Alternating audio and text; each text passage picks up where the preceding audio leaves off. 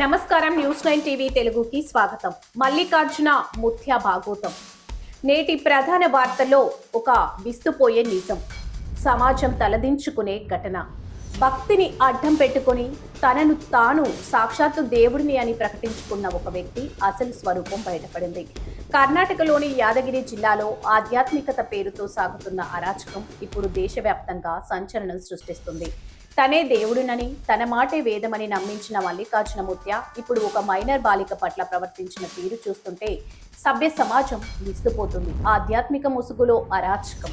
కర్ణాటకలోని మహల్ రోజా మఠానికి చెందిన మల్లికార్జున ముత్య అంటే ఆ ప్రాంతంలో ఎంతో మంది భక్తులు ఆయన నడుస్తుంటే కాదు, పరుగులు పెడుతుంటే ఆయన వెనుక వేలాది మంది భక్తులు పరుగులు తీస్తారు.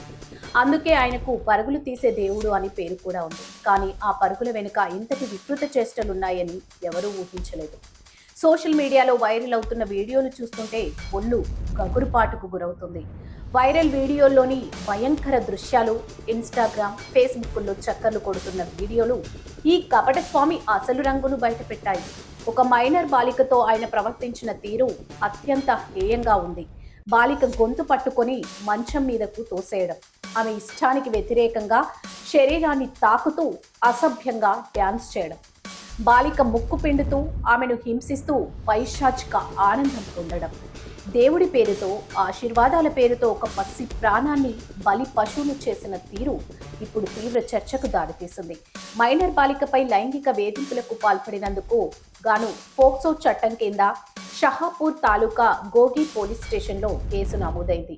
ప్రశ్నార్థకమైన భక్తి పరారీలో స్వామి. మహిళా మరియు శిశు సంక్షేమ శాఖ అధికారులు ఫిర్యాదు చేయడంతో ఈ ఉదంతం వెలుగులోకి వచ్చింది. భక్తులు దైవ సమానుడిగా కొలిచే వ్యక్తి ఇంతటి నీచానికి ఒడిగట్టడం భక్తి భావనకే మచ్చ తెచ్చేలా ఉంది. విచిత్రం ఏంటంటే నిత్యం భక్తుల మధ్య హంగామా చేసే ఈ పరుగుల దేవుడు పోలీసులు కేసు నమోదు చేయగానే అజ్ఞాతంలోకి వెళ్ళిపోయారు. తప్పు చేయనప్పుడు దేవుడికి పారిపోవాల్సిన అవసరం ఏముంది అన్న ప్రశ్న ఇప్పుడు సామాన్య ప్రజల నుండి వినిపిస్తుంది. దేవుడి ముసుగులో దాగిన ఇలాంటి కామాంధుల పట్ల ప్రజలు అప్రమత్తంగా ఉండాలి. గుడ్డి భక్తి అరాచకానికి దారితీస్తుందని చెప్పడానికి ఈ ఘటనే నిదర్శనం. ప్రస్తుతం పోలీసులు ముమ్మరంగా గాలిస్తున్నారు. బాధితురాలికి న్యాయం జరగాలని, ఈ కపట స్వామి కఠిన శిక్ష పడాలని యావత్తు సమాజం కోరుకుంటుంది. మరిన్ని అప్డేట్స్ కోసం చూస్తూనే ఉండండి న్యూస్ 9 టీవీ తెలుగు. జై హింద్.